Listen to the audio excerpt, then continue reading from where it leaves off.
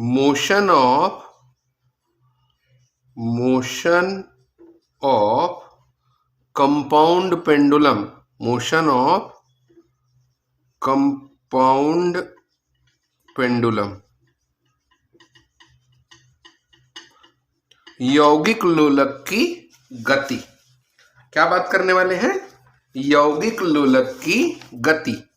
लोलक शब्द जैसी हम सुनते हैं, हमारे दिमाग में सरल लोलक आ जाता है भाई, कि जैसे एक दृढ़ आधार है, ये भारहीन, लचकदार और लंबाई में न बढ़ने वाला कोई तार है, और इसमें एक बिंदु आकार का कोई भार टंगा हुआ है, और इस पूरे सिस्टम का केंद्र इसके द्रव्यमान केंद्र में है। क्या क्या बोले, समझ में आया? हम लोग पढ़ रहे हैं यौगिक लोलक या यौगिक लोलक की गति। लोलक कहने का मतलब एक सरल लोलक आप जानते हैं। सरल लोलक कैसा होता है? तो बोले इसमें ना एक बिंदु आकार के भारी कण को भारहीन, समझिएगा, भारहीन, पूर्ण रूप से लचकदार और लंबाई में न बढ़ने वाली, ठीक, अवितान्य बोलते हैं जिसको, ऐसे तार से ये लटका रहता है। क्या ये संभव है? जो मैं बोला हूं वो हो सकता है कि इस तार के बारे में कहा गया कि ये भारहीन हो। भाई तार तो है, तार का कुछ न कुछ तो भार होगा। ये बिंदु आकार का भारी, इसका आकार कुछ न कुछ होगा। बिंदु आकार का कैसे करें बॉब को? इस लोलक का बिंदु आकार कैसे कर सकते हैं?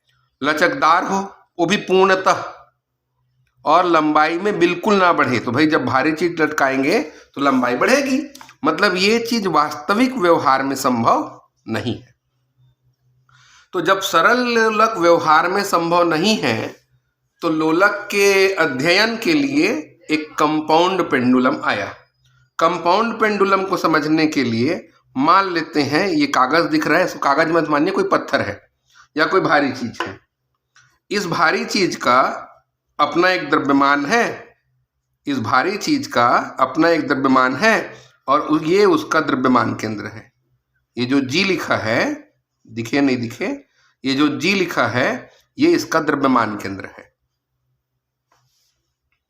ठीक, जी इसका द्रव्यमान केंद्र है। और ये वो बिंदु है जहां से आप इसको ऐसे लटकाएंगे, ऐसे लटकेगा ये ऐसे। तो इसको नाम दे दो आप एस, निलंबन बिंदु, पॉइंट ऑफ सस्पेंशन बोल दो, जहां से ये लटकेगा। अब एक रेखा खींच दो, तो यहां जहां से लटकाएंगे वहां से लेकर के द्रव्यमान केंद्र की दूरी मान लेते हैं एल है, ठीक, क्लियर हो गई बात? अब चूंकि ये द्रव्यमान केंद्र में है तो इसका भार किधर होगा? इसको ऐसे लटका दिया जाए, ऐसे लटका देंगे तो भार किधर आएगा? नीचे की ओर। भार किधर होगा? नीचे की ओर। तो ये लटका हुआ है, मान लो ऐसे ऐसे, तो ये इसका भार हो गया mg। ये अब इसको जब आप हिलाएंगे तो ये दोलन करेगा, इसको यौगिक लोलक कहते हैं। ये हम आपका यौगिक लोलक। तो प्रश्न ये है कि यौगिक लोलक क्या है? तो आपने क्या कहा भाई कि सरल लोलक व्यवहार में संभव नहीं है। एक बिंदु आकार की भारी वस्तु को पूर्णतः लचकदार, लंबाई में न बढ़ने वाली भारहीन तार के द्वारा लटकाया जाता है, वो सरल लोलक होगा, जो संभव नहीं है। जब ये संभव नहीं है तो आपने क्या कहा? एक किसी भी आकार व आकृति के एक दृढ़ वस्तु, कोई भी आकार, जरूरी नहीं है आप इसको गोला ही रखो, ये ऐसा वाला भी हो सकता है, ये ऐसा भी हो सकता है, ये ऐसा भी हो सकता है, अलग अलग आकार के संभव है। तो किसी भी आकार व आकृति की वह दृढ़ वस्तु, किसी भी आकार या आकृति की वह दृढ़ वस्तु, किसी भी आकार आकृति की वह दृढ़ वस्तु जो उसके किसी बिंदु से होकर जो उसके किसी बिंदु से होकर जाने वाली क्षैतिज अक्ष, क्षैतिज अक्ष, इसको आप सीधा सीधा दीवार में लटका दिए हैं मान दो ना। आप ये मानो कि इसको, इस सिस्टम को ऐसा दीवार है और उस दीवार में ऐसे इसको लटका दिए हैं, जैसे लेब में आप लोग देख लिए होगे अभी, ये ऐसे लटका हुआ है, ये दिख रहा है, ऐसा क्षैतिज अक्ष में लटका दिया है। तो यौगिक लोलक किसको बोल रहे हो आप लोग? किसी भी आकार आकृति की वह पिंड या किसी भी आकार आकृति का दृढ़ वस्तु जो उसके किसी बिंदु से जाने वाली, जो उसके किसी बिंदु से जाने वाली अक्ष के परितः, किसी बिंदु से जाने वाली या गुजरने वाली क्षैतिज अक्ष के परितः ऊर्ध्वाधर तल में स्वतंत्रता पूर्वक, ऊर्ध्वाधर तल में स्वतंत्रता पूर्वक दोलन कर सके, उसको हम लोग कंपाउंड पेंडुलम कहते हैं, यौगिक लोलक कहते हैं। क्या क्या बोला? किसी भी आकार आकृति की वस्तु, किसी भी आकार आकृति की दृढ़ वस्तु जिसके किसी बिंदु से जाने वाली क्षैतिज अक्ष के परितः ऊर्ध्वाधर तल में, ऊर्ध्वाधर तल में, ऊर्ध्व ऐसे लटका हुआ है ना नीचे की ओर, ऊर्ध्वाधर तल में दोलन कर सकेगा, उसको हम लोग संयुक्त या यौगिक लोलक कहते हैं। बोलिए, समझ में आ गया? यौगिक लोलक किसे कहते हैं? किसी भी आकार आकृति की दृढ़ वस्तु जो अपने किसी बिंदु से जाने वाली क्षैतिज अक्ष के परितः ऊर्ध्वाधर तल में, क्षैतिज अक्ष ये दीवार में से ठोक दिए हैं तो ये क्षैतिज हो गया, ये ऊर्ध्वाधर, ये ऊर्ध्वाधर, ये ऊर्ध्वाधर तल में दोलन कर सकता है, यौगिक लोलक कहलाता है।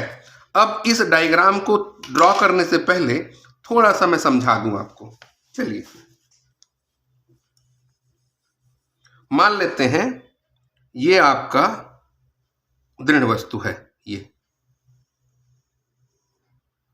ये मान लो दृढ़ वस्तु। थोड़ा बड़ा बना दूं क्या? इधर बना देता हूं। यहां पे ये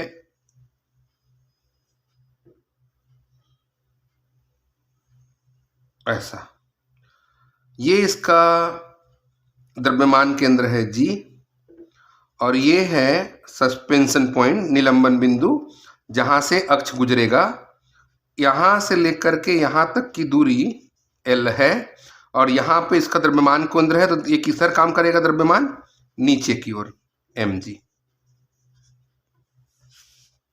अब इस स्किल से इसको आप लटका दिए हो ऐसे। उसी के लिए, इसको समझाने के लिए मैंने ये कागज लिया है, ठीक है? कागज में इसको इस तरीके से समझ सकते हैं आप कि ऐसा, ये अंदर, ये ऐसे। अब मैं इसको अगर दोलन करवाना है तो थोड़ा सा इसको विस्थापित करूंगा, मतलब ये ऐसे आ जाएगा, ऐसे। तो ऐसे आएगा, मतलब देखिए मूल स्थिति कैसी थी इसकी, सीधी सीधी, और बाद में थोड़ा सा ये खिसक गया ऐसे। अब जब ये खिसका तो यहां से ये तो नहीं खिसकेगा, ये यहीं से ऐसा होके ये ऐसा, ये तो ये थोड़ा सा टेढ़ा हो गया ऐसे। यहां से ये ऐसे आ जाएगा जी, और ये भार की दिशा नीचे की ओर, ये देखिए ऐसा। S फिक्स है, ये G खिसक के, ये देखिए यहां से ये फिक्स है, जो किल गुजरा है वो किल तो फिक्स जगह पे है, ये किल ऐसा, ये देखिए ये किल फिक्स है, दिख रहा है कि नहीं? हाथ हटाओ, ये किल फिक्स है। अब ये जो पॉइंट है, पहले सीधा सीधा लाइन था ये, अब वो लाइन इधर आ गया, कितना एंगल आ गया? थीटा एंगल पे, और यहां से यहां तक का ये परपेंडिकुलर डिस्टेंस है, तो ये त्रिकोण बना। कौन सा है? समकोण। तो समकोण में जहां थीटा होता है उसके जस्ट सामने को लंब बोलते हैं, और ये कितना है? L है। तो ये कितना होगा जी? 90 के जस्ट सामने वाला, तो 90 के जस्ट सामने वाला हिस्सा L, ये तो लंब कितना हो जाएगा? साइन थीटा जो होता है वो लंब बटे कर्ण होता है ना। परपेंडिकुलर बाई हाइपोटेन्यूस होता है। ठीक, तो कितना आ गया, ये हो जाएगा आपका, इसका नाम कुछ दे दीजिए, जी डेस नाम दे दीजिए इसको, ये जी डेस है, ये जी से हटके जी डेस हो गया है। तो आपके पास कितना आ गया, ये जी डेस का मान ये इधर आ जाएगा, तो एल साइन थीटा। क्लियर हो गई बात, क्लियर हो गई बात। अब जब प्रारंभिक स्थिति थी, जब ये सीधा सीधा थे, तो इसमें नॉर्मल रिएक्शन ऊपर की ओर था और ये नीचे की ओर है भार। नॉर्मल रिएक्शन ऊपर की ओर, ये सीधा सीधा नॉर्मल रिएक्शन आर, और ये नीचे की ओर भार, ये दोनों एक दूसरे को कैंसिल कर दिए और ये बैलेंस हो गया था। अब जब इसको खिसका दिए हैं इधर, जब इसको आपने थोड़ा सा विस्थापित किया, यानी कि थीटा एंगल पे जब इसको विस्थापित किया है इस तरीके से, ये थीटा एंगल पे विस्थापित किया, तो भार की दिशा किधर है, नीचे की ओर, ऐसे ये ऐसे खिसका, ये दिख तो रहा है ना, ये भार की दिशा इस तरीके से। अब भार की दिशा नीचे की ओर है और एक नॉर्मल रिएक्शन ऊपर की ओर है। ये देखिए दोनों मिलके, मतलब एक तार कुछ ऐसा बन रहा है जिसपे बल इधर और एक बल इधर लग रहा है, ये आर है और ये mg है। ठीक है, तो ये बल युग्म बनाए, बल युग्म बनाए तो क्या किया, कोई एक बल और उनके बीच की लंबवत दूरी, तो यहां लंबवत दूरी कितनी, ये आर की है ये, और ये कितना है, mg का है। तो ये वाला हिस्सा, इसको आपने कहा कि L sin थीटा होगा। तो टॉर्क यानी कि बल आघूर्ण कैसे निकालते हैं, कोई एक बल और उनके बीच की लंबवत दूरी। क्या क्या बोला हूं, इतना समझ में आया, आया समझ में डायग्राम। यौगिक लोलक किसको बोलते हैं, कोई दृढ़ पिंड जो अपने में से क्षैतिज जाती हुई अक्ष के परितः ऊर्ध्वाधर तल में दोलन कर सकती है, यौगिक लोलक कहलाएगी। यौगिक लोलक के लिए डायग्राम मैंने ड्रॉ किया है। अगर ये डाउट हो रहा है तो मैं इसको एक बार फिर ड्रॉ करके दिखा सकता हूं, क्या दिखा देता हूं, चलो फिर से ड्रॉ करो। ये एक मान लेते हैं कोई दृढ़ पिंड है,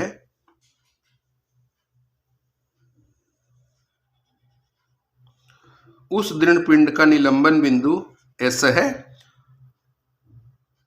सेंटर ऑफ मास G है, S और G के बीच का डिस्टेंस L है, और इसका भार नीचे की ओर और इसका नॉर्मल रिएक्शन ऊपर की ओर है, जो एक दूसरे को कैंसिल कर दे रहा है।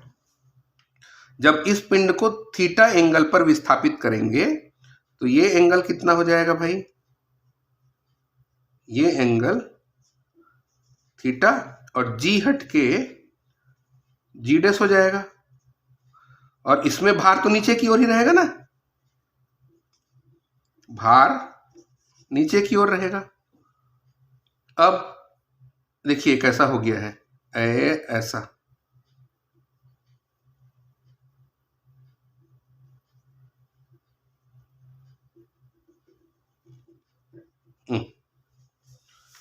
ठीक है। तो इस लाइन पे ध्यान दीजिए, ये लाइन ऐसा कुछ है, ये ऊपर की ओर गया है, ये नीचे की ओर गया है, ये mg और ये r। तो इसकी क्रिया रेखा अगर लाइन ऑफ एक्शन देखेंगे तो इनके बीच का परपेंडिकुलर डिस्टेंस ये है, कौन सा, जी डैश। ये एंगल थीटा है, तो राइट एंगल ट्रेंगल हुआ, तो ये हाइपोटेनियस हो गया L, तो ये कितना हो जाएगा, L साइन थीटा।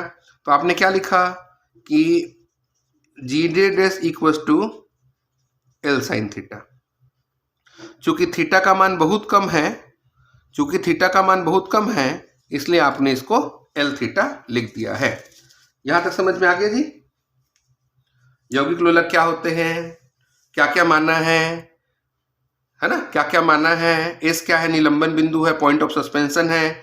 G क्या है, सेंटर ऑफ मास है। mg वेट है, एट सर्टेन थीटा एंगल इसको डिस्प्लेस कर दिए हैं, तो ये नॉर्मल लाइन बना, ये नॉर्मल लाइन है ना, इसका लंब है। तो आपके पास टॉर्क की वैल्यू अगर सीधा यहां लिख दें तो mgl थीटा आ जाएगा।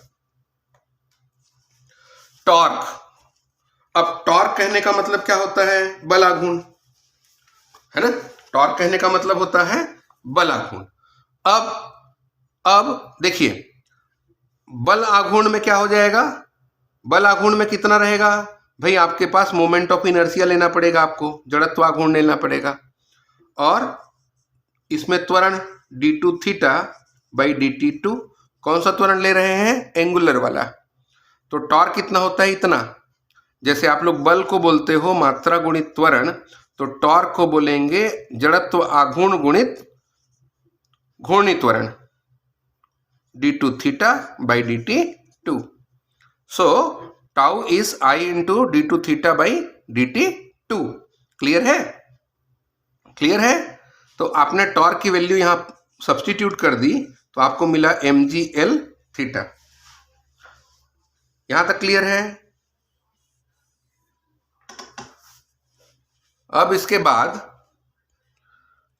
बाद हम लोग यहां पे ये जो टॉर्क लेके रखे हैं, इसको हम लोग क्या लिखेंगे? चूंकि इसकी टेंडेंसी हमेशा इसको पास लाने की होगी। जब आप इस बॉडी को यहाँ डिस्प्लेस किए हैं, तो इसमें जो टॉर्क प्रोड्यूस हुआ है वो इस डिस्प्लेसमेंट के या इस एंगल थीटा के अपोजिट है। तो यहाँ रिलेशन क्या बनना चाहिए? I d2 theta dt2 is mgl theta. बोलिए, इस लाइन तक कोई डाउट है क्या? कोई डाउट नहीं है? चलिए इस पूरे को इधर ले आते हैं। तो आपके पास क्या बचेगा? I को उधर ले गए, ट्रांसफर कर दिया I की वैल्यू को, d2 dt2 minus mgl I theta. और जब सिंपल हार्मोनिक मोशन का डिफरेंशियल इक्वेशन आप लोग देखे थे, तो वहां आपने कहा था कि d2x by dt2 is minus omega square x। तो यहाँ x डिस्प्लेसमेंट है, और ये ओमेगा स्क्वायर और ये ओमेगा स्क्वायर है। मतलब अगर हम लोग सिंपल हार्मोनिक मोशन से इसको कंपेयर कर दें, या सिंपल हार्मोनिक मोशन के इक्वेशन से अगर कंपेयर कर दें, तो आप लोग क्या बोलोगे? हम जानते हैं कि simple harmonic motion, differential equation of the simple harmonic motion is d2x by dt2 is minus omega square x। तो omega square is mgl by I। देखिए x के प्लेस में थीटा, और माइनस इज माइनस, और ये, so omega square is mgl by I। अब अगर omega की वैल्यू इतनी है, तो t की वैल्यू कितनी होगी? ओमेगा कितना होता है भाई? 2 पाई न्यू, है ना। ओमेगा कितना होता है? 2 पाई न्यू। और न्यू कितना होता है? 2 pi by T is equal to omega. Omega कहने का मतलब है mgl बाई I। ओमेगा की वैल्यू तो रूट, इधर ट्रांसफर होगा स्क्वायर, तो ये रूट बनेगा। अब t की वैल्यू कितनी? t is equal to 2 pi root under I by mgl। ये निकल आया t, आपके कंपाउंड पेंडुलम का टाइम पीरियड, आवर्तकाल। ये I है। I को आप लोग मोमेंट ऑफ इनर्शिया या जड़त्वाघूर्ण बोलेंगे। यहां तक नोट कर लिया आपने? समझ में आया कंपाउंड पेंडुलम क्या होता है? अब इसी को मैं थोड़ा सा एलिबरेट करूंगा, और इस I की वैल्यू निकालना है मेरे को। I की वैल्यू चाहिए। एक्चुअल में I कितना है? देखिए, I अगर मेरे को निकालना है, तो यहाँ पे जड़त्वाघूर्ण कितना होगा? ये एक्सिस है, यहाँ से पास करवा दो एक ठो, यहाँ से एक एक्सिस पास हुआ, यहाँ से एक एक्सिस पास हुआ। तो आप ये कहिए कि अगर आप यहाँ से कोई अक्ष पास करवाते हैं गुरुत्व केंद्र से, इसको आप IG ले लीजिए। मान लेते हैं G से जाने वाली अक्ष के परितः जड़त्व आघूर्ण IG ये होगा mk स्क्वायर। k को रेडियस ऑफ जाइरेशन बोलते हैं, घूर्णन त्रिज्या बोलते हैं। आप लोग पढ़े थे ना जड़त्व आघूर्ण, जब पढ़ रहे थे कि जब द्रव्यमान केंद्र से कोई चीज गुजरेगा, तो उसका जड़त्व आघूर्ण पूर्ण पिंड के जड़त्व आघूर्ण के बराबर होता है। तो आप लोगों ने घूर्णन त्रिज्या की बात की थी। तो इस अक्ष से जाने वाली अक्ष के लिए axis passes through the centre of gravity, का centre of mass is mk square where k is radius of gyration, ये घूर्णन त्रिज्या है। अब बताइए समांतर अक्ष प्रमेय याद है, पैरेलल एक्सिस थ्योरम।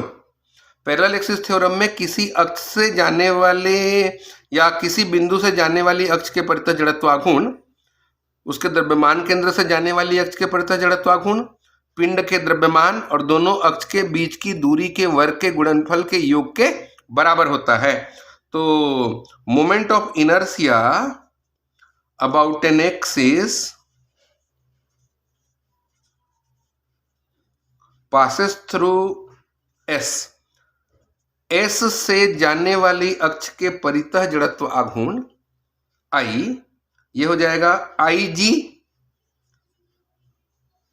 गुरुत्व केंद्र से या द्रव्यमान केंद्र से जाने वाली अक्ष के परितः जड़त्वाघूर्ण, पिंड का द्रव्यमान और दोनों के बीच की दूरी के वर्ग के गुणनफल के बराबर।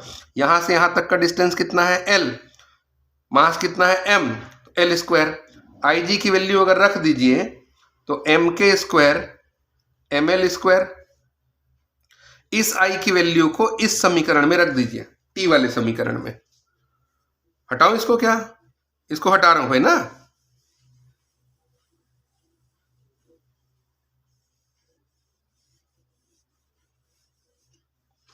अब t इज इक्वस टू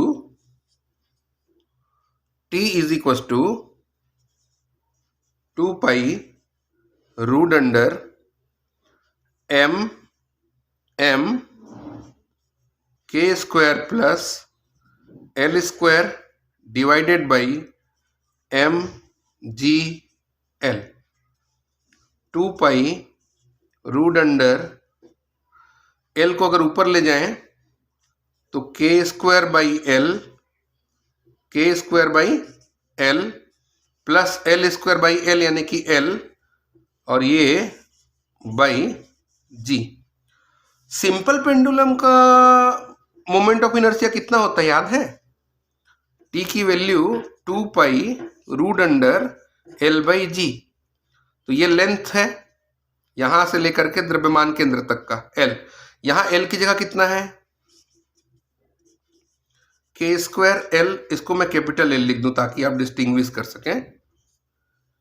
के स्क्वायर एल, इसको हम लोग बोलते हैं effective length of simple pendulum, मतलब इतने लंबाई के सरल लोलक का आवर्तकाल है ये।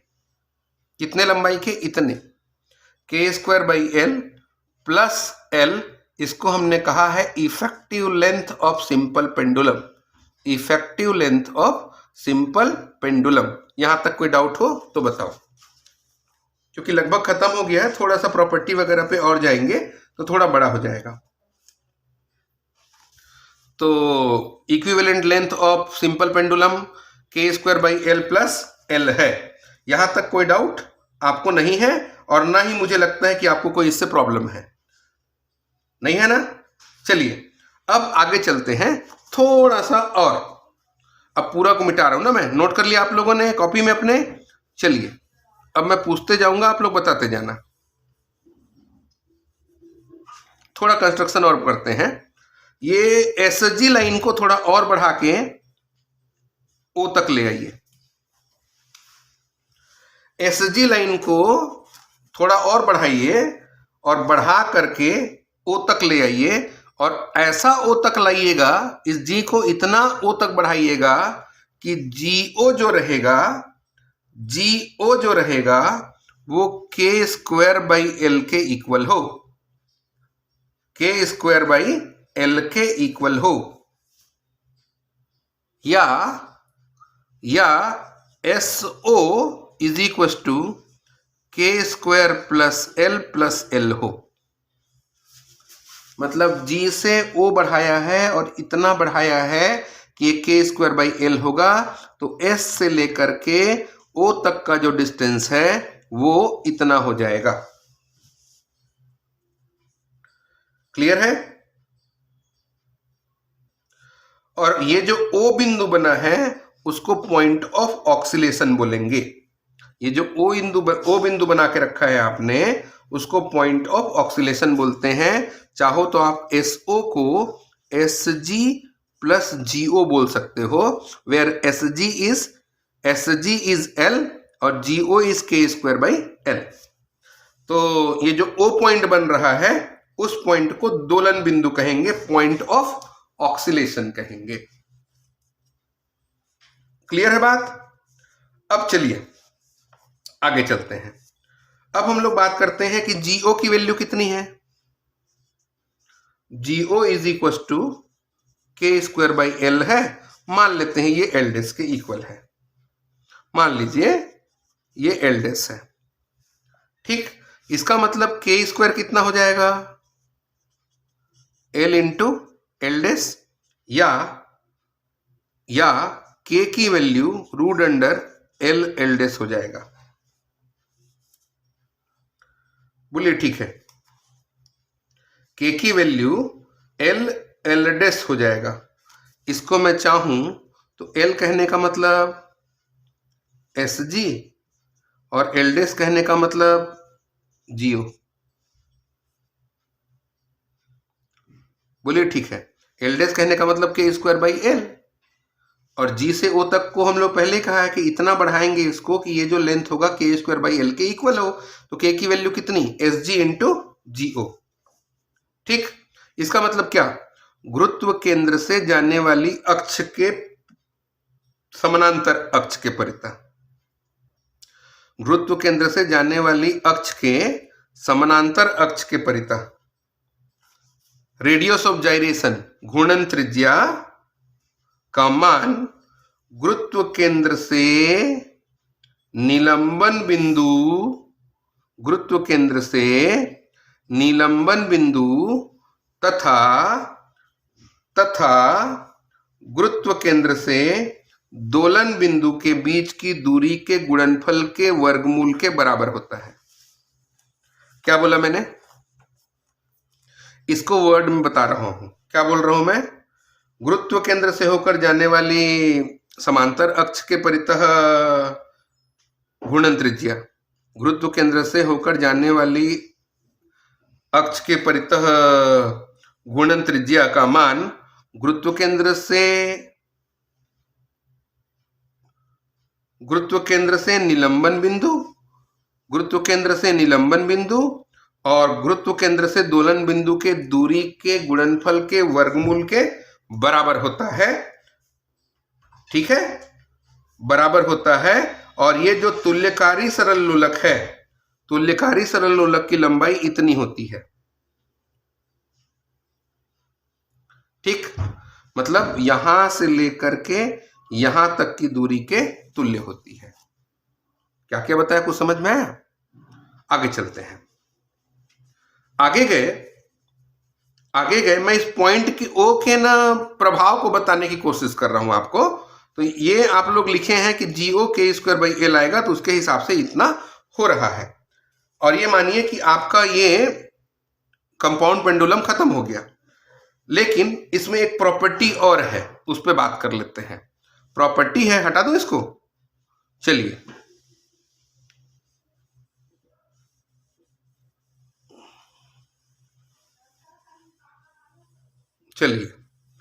अब इसको आगे लेके गए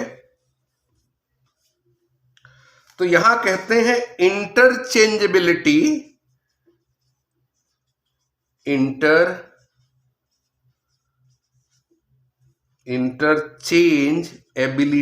ability of points of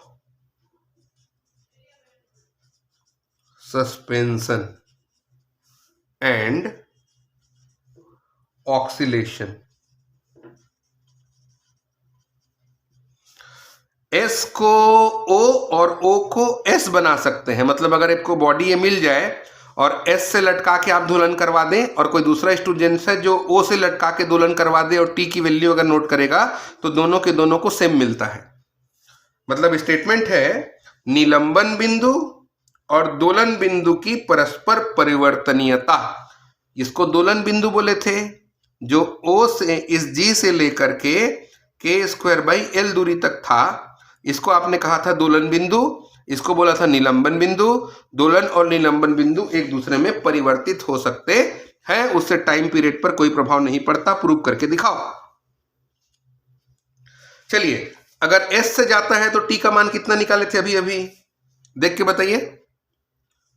2 pi root under के square by L plus l divided by g. ये पूरा का पूरा रूट अंडर था ना। अब जब आप ओ पे कर देंगे, इसको ऊपर कर देंगे, तो टाइम पीरियड कितना होगा, टी डेस। टी डेस कितना हो जाएगा, 2 पाई रूट अंडर के स्क्वायर बाई एल डेस और plus L dash divided by G. Clear है। के स्क्वायर बाई एल डेस, आपने कहा था ना कि के स्क्वायर बाई एल को हम लोग एल डेस मानेंगे, तो एल का मान कितना हो जाएगा, के स्क्वायर बाई एल डेस इसके लिए। ठीक है, और ये दूरी यहां से लेकर यहां तक की दूरी एल डेस है, तो ये के स्क्वायर बाई एल डेस इसी के हिसाब से, और एल की जगह एल डेस आ गया। अब चूंकि ओजी का मान, ध्यान दीजिए, where OG is equal to L dash is equal to के स्क्वायर बाई एल या K square by L dash. अब या एल इज इक्वल टू के स्क्वायर बाई एल डेस। चलिए इसमें मान रख दीजिए, टी डेस बराबर 2 पाई रूट अंडर के square by L dash. K square by L डेस को एल बोलते हैं, और एल डेस को बोलते हैं K square by L divided by G is T. ये टी है, ये देख लीजिए, एल एल के square L G G T, मतलब एस को ओ और ओ को एस बना देंगे। दोलन बिंदु से प्रैक्टिकल करो या निलंबन बिंदु से प्रैक्टिकल करो, दोनों में कोई प्रभाव नहीं पड़ेगा। दोनों ही स्थिति में टाइम पीरियड इक्वल आएंगे। क्लियर हो गई बात। ये एक प्रॉपर्टी। एक और इसी पे बात कर लेते हैं। समान आवर्तकाल वाले, लिखिएगा ना इसको, समान आवर्तकाल वाले गुरुत्व केंद्र से गुजरने वाली सीधी रेखा पर 4 बिंदु इस प्रकार होंगे कि सबके आवर्तकाल एक से रहते हैं। मतलब दूसरा बात कर रहे हैं हम लोग 4 पॉइंट्स पे, 4 points of same time period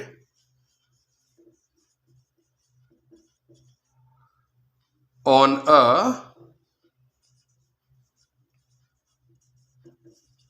vertical line through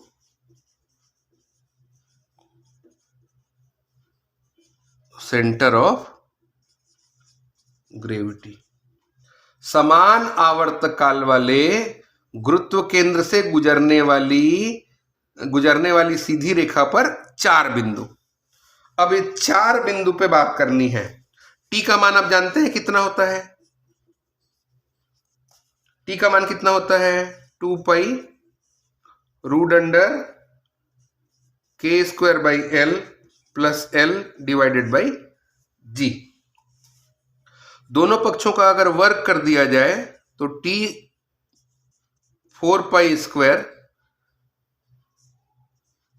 के square by L plus l और डिवाइडेड बाई जी।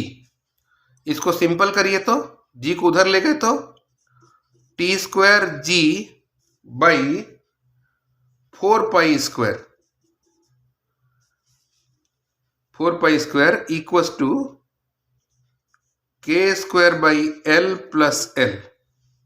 अब एल को एलसीएम ले लेंगे तो ये एल स्क्वायर हो जाएगा, डिवाइडेड में एल आ जाएगा, तो इसको आप लिख सकते हो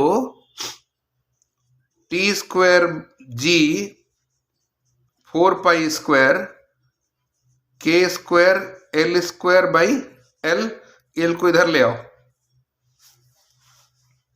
एल को इधर ले आओ, इधर ले आए तो कितना बना,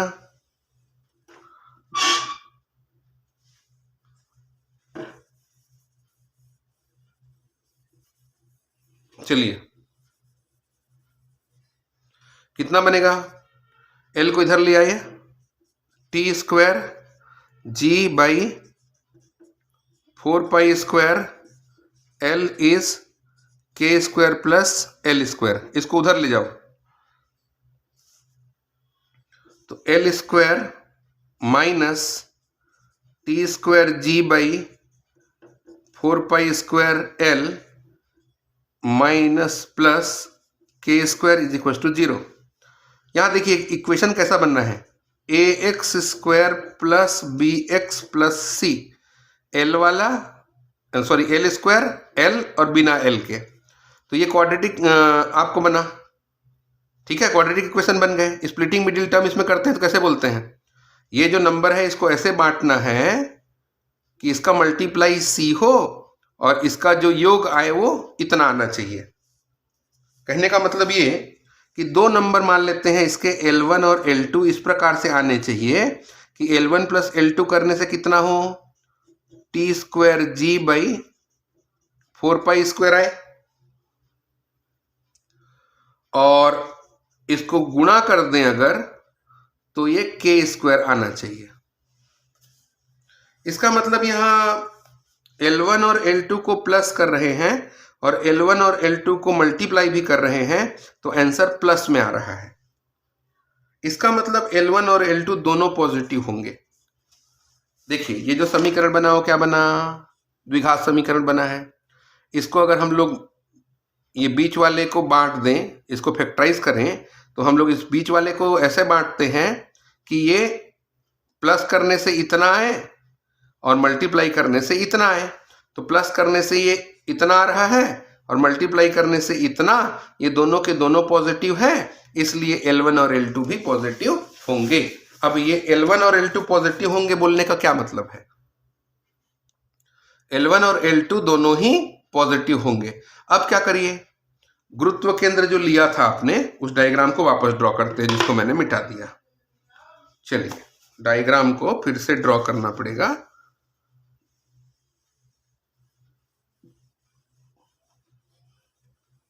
सबसे पहले आप अपना उस डायग्राम को ड्रॉ करिए और L1 और L2 सेंटर लेके सर्कल बना दीजिए।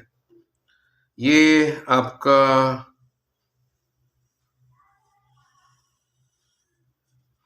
ऐसा डायग्राम था, इसको S बोले थे,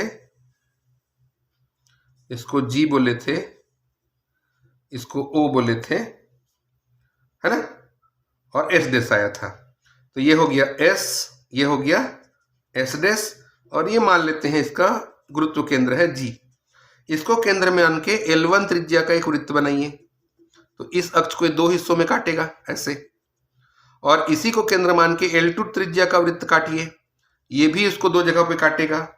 तो क्या बन गया, क्या बन गया, ये G बना, ये S है, मान लेते हैं ये S है, ये S डैश है, और ये इसका O है, और ये O डैश है। तो इस तरीके से इसमें चार बिंदु ऐसे आएंगे, मतलब चार बिंदु का समूह, इसके और इसके लिए टाइम पीरियड, इसके और इसके लिए आवर्तकाल एक से रहेंगे। मतलब आपके सरल लोलक के चार बिंदु ऐसे हैं जिनके लिए आवर्तकाल का मान समान होगा। क्लियर हो गई बात, क्लियर हुई? चलिए अब आगे चलते हैं, और इसको चाहो तो आप प्रूव करके भी दिखा सकते हो या बता सकते हो कि भाई इसमें L1 और L2 पॉजिटिव संख्या है, इनको G को सेंटर लेंगे और दो वृत्त बनाएंगे L1 L2, जो इस अक्ष को चार भागों में बांटेंगे, जिसमें S और S डैश, O और O डैश के लिए आवर्तकाल का मान एक समान हो जाएगा। आखिरी पॉइंट आया है, आखिरी आउटलाइन कहिए इसका, और उसके बाद ये खत्म हो जाता है। अधिकतम और न्यूनतम आवर्तकाल की शर्त, अधिकतम और conditions for maximum and minimum time period. अधिकतम आवर्तकाल और न्यूनतम आवर्तकाल की शर्त। तो यौगिक लोलक का आवर्तकाल कितना होता है बताइए तो? T is equal to 2 pi root under K square by L plus L divided by G। दोनों पक्षों का अगर वर्क कर दिया जाए तो T square 4 pi square K square by L plus L by G। ठीक है, तो इस G को अगर मैं बाहर लिख दूं तो ये ऐसा हो जाएगा। अब दोनों पक्षों का अवकलन कर देते हैं x के सापेक्ष, सॉरी L के सापेक्ष, क्योंकि L यहां वेरिएबल है, तो इसका अवकलन करेंगे कितना आ जाएगा? 2t dt बाई dl बराबर होगा, ये तो कांस्टेंट है, 4 pi square by G 1 by L का, 1 बाई एल का अगर आप लोग डिफ्रेंसिएशन देखिए तो -1 बाई एल स्क्वायर होता है, ये हो जाएगा minus K square by L square और एल का हो जाएगा 1। अब मैक्सिमा और मिनिमा के लिए, for the maxima and minima, न्यूनतम और अधिकतम मान के लिए, टी के न्यूनतम और अधिकतम मान के लिए dt by D L is equal to 0। और dt by D L is equal to 0 कहने का मतलब क्या? ये तो कांस्टेंट है, ये 0 होगा।